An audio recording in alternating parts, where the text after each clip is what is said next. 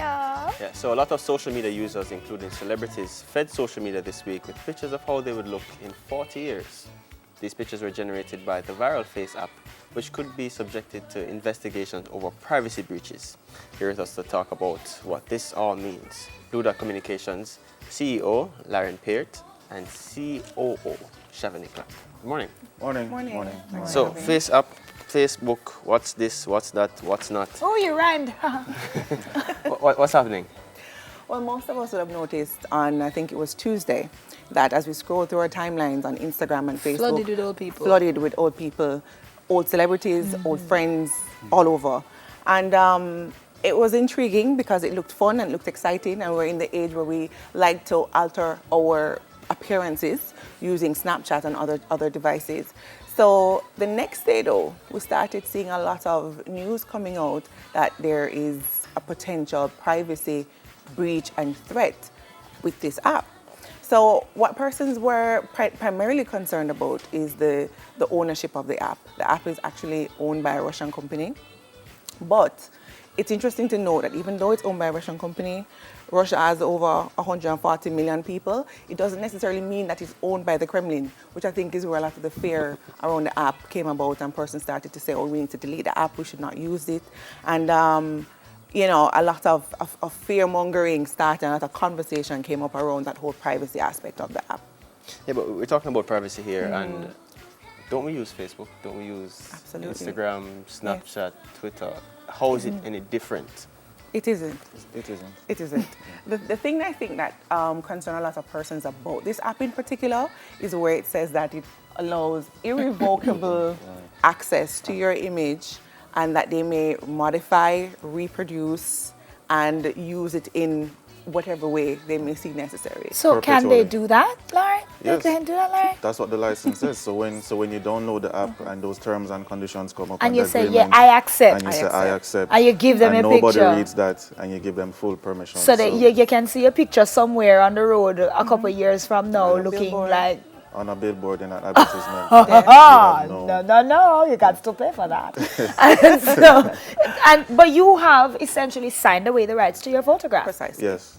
And when they ask you these questions, these things that we don't read, the fact that we go through without reading these contracts, which we do every day, and everyone is guilty of Every it. day. Every day. When we give them permission to do this, and we have a company that now has access to this part of you, what does that mean? Is it only the picture that they have access to? What else do they have access to? Can they go in your phone after that because the app is now downloaded to your phone? What does that mean when we say a possible breach of privacy?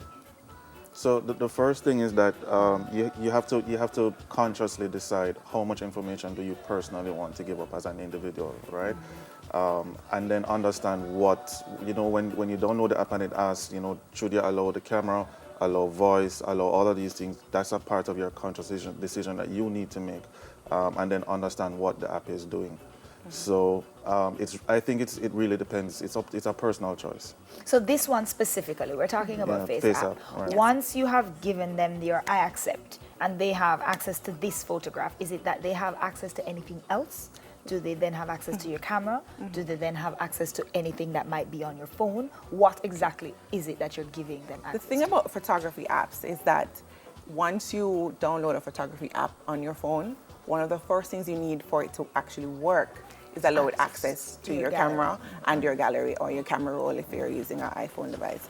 So that comes with it because it needs to be able to write content that you create to your gallery so you can access it for later.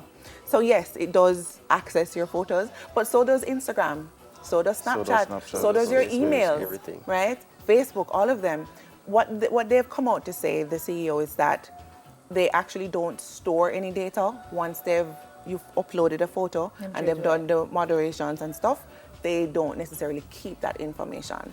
And there actually have been companies who have tested the packet data from the apps, and they have been able to measure over time to determine whether or not this was actually true. And so far we're seeing where, yes, they're only, the amount of data that is going between the app and your device is actually consistent with what they're saying. Yes. And read the Russia concern, the data is actually stored in Amazon and Google servers in the United States. What I'm really concerned about, though, is when I think about something, and then I turn on my laptop, I see the thing that I'm thinking about, or something like it, because I feel like they're everywhere. Like my data is everywhere. What happens if you want to opt out, so to speak? So most of these services allow you to opt out, right? But I think, again, we have to understand that the day and age that we're in, Once you put it out there, can you ever It's- get it back? no, it's very hard. It's very hard. It's very hard to remove yourself from the So, internet. like we were talking this morning backstage in the dressing room, and we were saying, someone specifically said, it's time that I get off Facebook. When we say we're gonna get off Facebook, you can delete the account. Yes. You can completely do that. But how much of your information Do that you you already have? already put out there is already out there in cyberspace permanently? That's it. It's just gone. You can't get it back. And if anybody screenshot anything and gone with it, them have it. Exactly. And you don't know how many people would have screenshot anything that Yeah, you put and in this day and age, the Internet of Things, who monitors these things? Like, The tech Internet companies- police? The tech companies with some a lot of influence from the government, because you know that Facebook was recently fined for allowing user data to be accessed and for selling user data. Yeah, but that was done as a result of a big Cambridge Yes. Analytica. yeah, Yes. it wasn't like, oh, they found it because of they were monitoring it normally. Yes. That was because Yes. something Yes. happened Yes. and Right. it was a big breach That's and it had true. to do with Yes. security Yes. of The elections. with the right. elections, That's right. why that happened. is true. So it's not like they were monitoring it and we're saying, hey, they're keeping up on their job. No. So This was about effectively- backups because they had to look Right.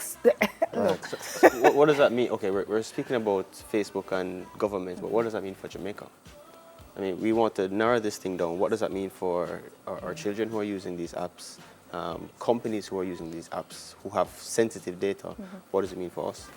So I think data and privacy has been demonized by the media and just the general public. Like, a lot of fear mongering has happened.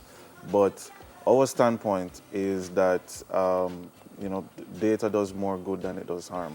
It allows for a lot of conveniences. It allows for a lot of just saving time in going about our daily activities and helping companies, apps, governments to really understand what's happening in the space. Yeah, because at Blue Dot, you do media and digital analytics. So we do social media analytics, data mining, predictive analytics, etc. And you use that data to formulate campaigns. We help clients to target ads to specific. Una subgroups. make so when him think something, it come up on the phone. Y'all are doing that. Okay, what tips would you give to us who are trying to find our way in this new day and age? How much should we give out?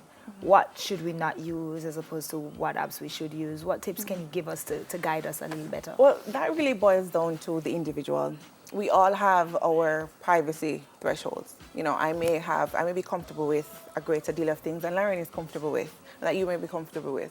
So it's for us to define that for ourselves and then take the necessary steps, which involve one, when you see a fad, something is blowing up, it doesn't mean that it is for you. Yeah, Sometimes you should take your time to investigate, to let some other people try it first, and you can be, a second user. You can come in on the back end of it after it has all been, hashed out.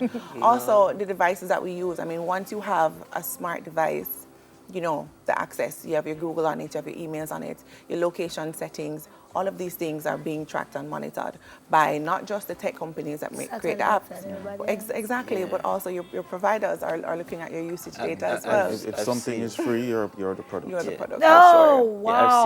I've no, seen. say that again so we can. Something is If free. something is If free, something is free, you're the product. are the product. Yeah, because the trade-off is your privacy. That's Y'all what hear that? Well, I've watched iRobot. So You're expecting that anytime now. I feel like my TV listens to me. Also. It probably does if you have a smart TV. Absolutely. It does. That is why the cost of TVs have gone down so much. But you asked about the local context.